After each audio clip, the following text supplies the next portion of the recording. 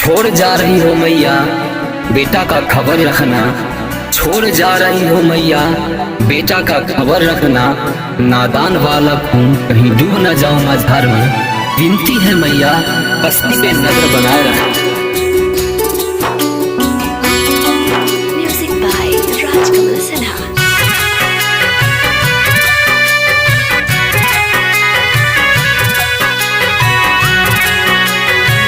मित्रा recording studio Pune Chakan.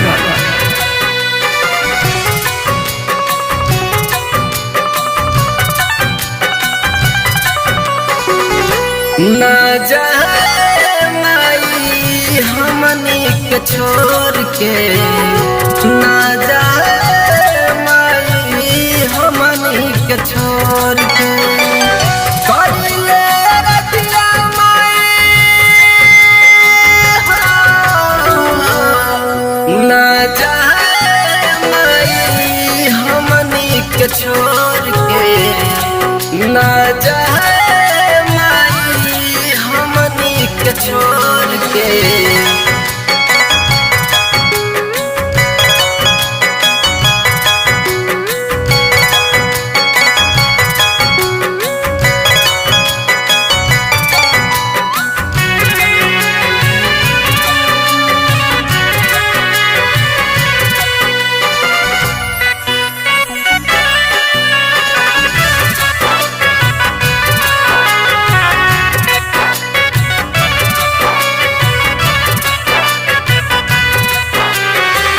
हमनी भगतवा मिली भजन करावाली, घिउआ के दीपक माई 9 दिन जरावाली।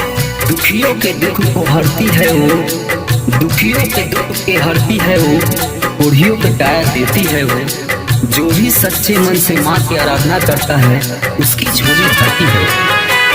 हमनी भगतवा मिली भजन करावाली, घिउआ के दीपक माई 9 दिन जरावाली। ऐसे न जाई माई हम समूह मोर के, ऐसे न जाई माई न जाए माई हमनी के छोड़ के, न जाए माई हमनी के छोड़ के। मिथ्या उलझन से मुझको बचाए रखना, मिथ्या उलझन से मुझको बचाए रखना। कभी मैं भी न खो जाऊं गम के सागर में। आशीर्वाद का एक झलक मुझ पर बनाए रखना।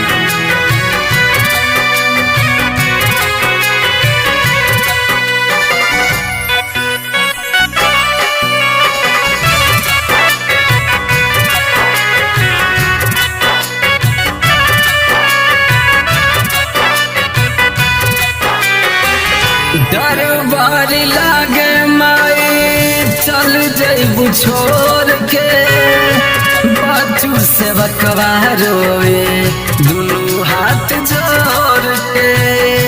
हे माँ तुझसे विश्वास न उठने देना, हे माँ तुझसे विश्वास न उठने देना। अंधेरों की दुनिया में जब चारों तरफ भय पाऊं तब बन के उजाला मैया राह में दिखा दे।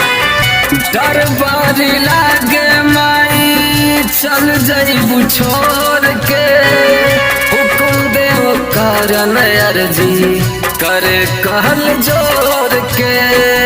हम देवाल छिन मिस्ती के न जामू मोर के, हम देवाल छिन मिस्ती के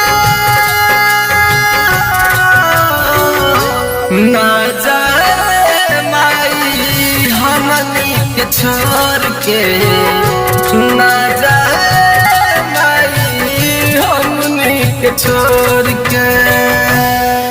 मित्रा रिकॉर्डिंग स्टूडियो पुणे चाकण।